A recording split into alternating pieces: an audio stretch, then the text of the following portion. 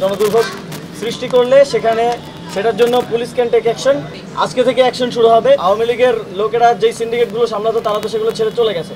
এখন যারা দখলের পায়তারা করছে এবং এসে সেখানে সন্ত্রাস করছে তাদেরকে, এবং যারা বহিরাগত আছে তাদের বিরুদ্ধে সরকার কঠোর ব্যবস্থা নেবে। এটা গতকালকে আমরা বলেছি। শ্রমিক নেতারাই আমাকে বললেন যে তারা ওখানে হেঁটে এসেছেন এবং ওনারা দেখেছেন যে হেলমেট পরা, হাফ প্যান্ট পরা, যারা সাধারণত টোকাই আর কি, যাদেরকে টাকা দিয়ে বিভিন্ন প্রোগ্রামের জন্য করা হয়, ভাড়া করা হয়, তাদেরকে সেখানে দেখা গেছে। এখন যেই আন্দোলনগুলো হচ্ছে, আমাদের শ্রমিক নেতৃবৃন্দ তো সবসময় শ্রমিক আন্দোলনগুলোর সাথে যুক্ত থাকেন। তারাই মূলত শ্রমিকদেরকে নিয়ে, শ্রমিকদের ন্যায্য বিভিন্ন দাবি দাওয়া নিয়ে আন্দোলন করেন। 2023 সালে আমরা দেখেছি মজুরির জন্য তারা আন্দোলন করেছেন।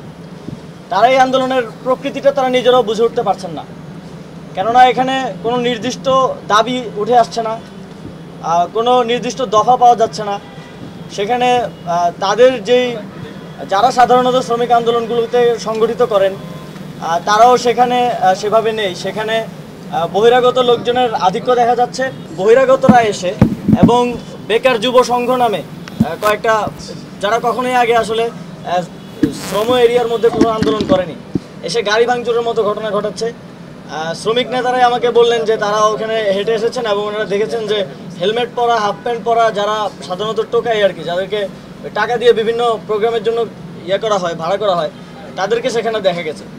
আমরা শ্রমিক নেতৃবৃন্দের সাথে কথা বলেছি। আমরা তাদেরকে বলেছি যে আপনাদের শ্রমিকদের যে ন্যায্য দাবিগুলো আছে সেগুলো নিয়ে আমরা, অনেকগুলো লং টার্ম দাবি আছে, যেমন বেতন বৃদ্ধি, লং টার্ম দাবির মধ্যে আছে শ্রম আইন। তো এগুলো নিয়ে তো আমরা লং টার্ম আলোচনা করতে হবে। আমি তো একদিনে বসে শ্রম আইন ঠিক করে দিতে পারবো না। তো তারাও এটাতে একমত হয়েছেন এবং তারা বলেছেন যে শ্রমিকদেরকে তারা এই বোঝাবেন তাদের জায়গা থেকে, এবং যারা বহিরাগত আছে, যাদের এই শ্রমিকদের সাথে কোনো সম্পর্ক নেই, শিল্পের সাথে কোনো সম্পর্ক নেই, তাদেরকে তারা সেপারেট করবেন। এবং আমরা স্পেসিফিকলি যারা জুট ব্যবসা নিয়ে সন্ত্রাস করছে সেখানে, এবং যারা বিভিন্ন আওয়ামী লীগের লোকেরা যেই সিন্ডিকেটগুলো সামলাতো তারা তো সেগুলো ছেড়ে চলে গেছে। এখন যারা দখলের পায়তারা করছে এবং এসে সেখানে সন্ত্রাস করছে তাদেরকে, এবং যারা বহিরাগত আছে তাদের বিরুদ্ধে সরকার কঠোর ব্যবস্থা নেবে। এটা গতকালকে আমরা বলেছি।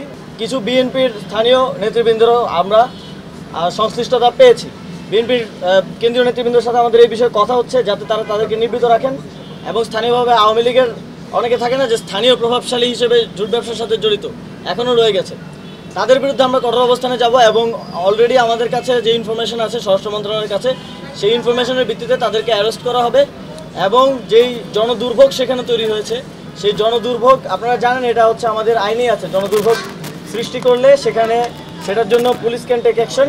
আজকে থেকে অ্যাকশন শুরু হবে। পুলিশ সেখানে কোনো প্রকার হার্ম হয়, ক্ষতি হয় এমন কোনো অ্যাকশন নেবে না, তবে রাস্তাগুলো খালি করার জন্য তারা যথাযথ অ্যাকশন নেবে। এবং যারা ইন্ধন যোগাচ্ছে, এখানে অনেকেই, আমি যেটা বললাম, বহিরাগত এবং যারা জুট ব্যবসা দখল নিয়ে সন্ত্রাস করছে, স্পেসিফিকলি তাদেরকে অ্যারেস্ট করা হবে।